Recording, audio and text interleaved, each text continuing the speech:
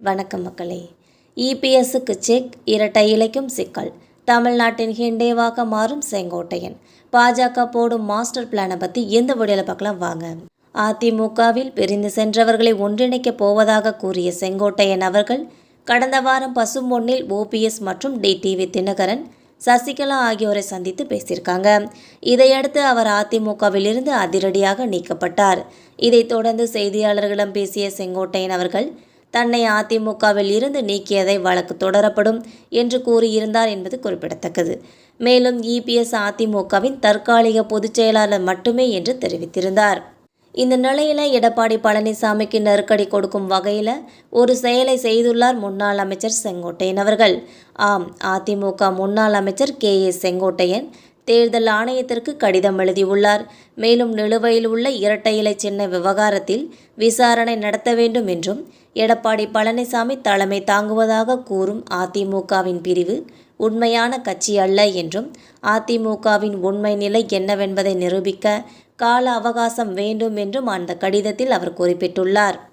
இதன் மூலம் தமிழ்நாட்டின் ஹெண்டேவாக செங்கோட்டையன் மாறுகிறாரா என்ற கேள்வி எழுந்துள்ளது. அதாவது, மகாராஷ்டிராவில் ஒன்றாக இருந்த சிவசேனா கட்சியை உடைத்தது பாஜக. ஏக்நாத் ஹெண்டே கட்சி தலைமைக்கு எதிர்ப்பு தெரிவித்து தனது ஆதரவாளருடன் கட்சியிலிருந்து வெளியேறினார்.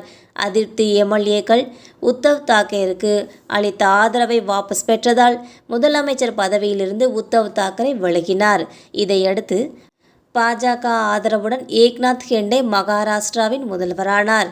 மேலும் எம்எல்ஏக்கள் ஆதரவு, கட்சி அமைப்புகளில் அவர்களுக்கு உள்ள ஆதரவு குறித்து ஆவணங்களின் அடிப்படையில் ஏக்நாத் ஹெண்டே அணிதான் உண்மையான சிவசேனா என தேர்தல் ஆணையம் அறிவித்தது. மேலும் சிவசேனாவின் வில் அம்பு சின்னம் ஏக்நாத் ஹெண்டே அணிக்கே சொந்தம் என்றும் தெரிவித்திருந்தது. மகாராஷ்டிராவில் எப்படி சிவசேனாவை உடைத்து பாஜக ஆட்சியை பிடித்ததோ அதே ஃபார்முலாவை தான் பாஜக தமிழ்நாட்டிலும் செய்ய திட்டமிட்டுள்ளதாம்.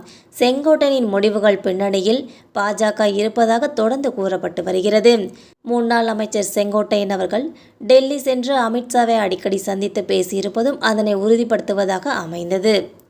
ஆனால் டிசம்பர் மாதத்திற்குள் அதிமுக மீண்டும் ஒன்றிணைக்கப்படும் என்றும், அதற்கு தடையாக இருக்கும் பட்சத்தில் பொதுச் செயலாளர் பதவியிலிருந்து இபிஎஸ் நீக்கப்படுவார் என்றும் அதிமுகவிலிருந்து நீக்கப்பட்ட சில முக்கிய தலைவர்களை கூறி வருகின்றனர்.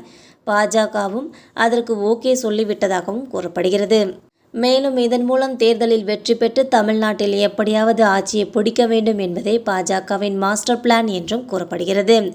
எனினும் பாஜகவின் திட்டம் எந்த அளவுக்கு நிறைவேறும் என்பதை பொறுத்திருந்துதான் பார்க்க வேண்டும். மக்களே, இந்த வீடியோ உங்களுக்கு பிடிச்சிருந்தா மறக்காமல் சப்ஸ்கிரைப் பண்ணி பெல் ஐகானை கிளிக் பண்ணி வச்சுக்கோங்க.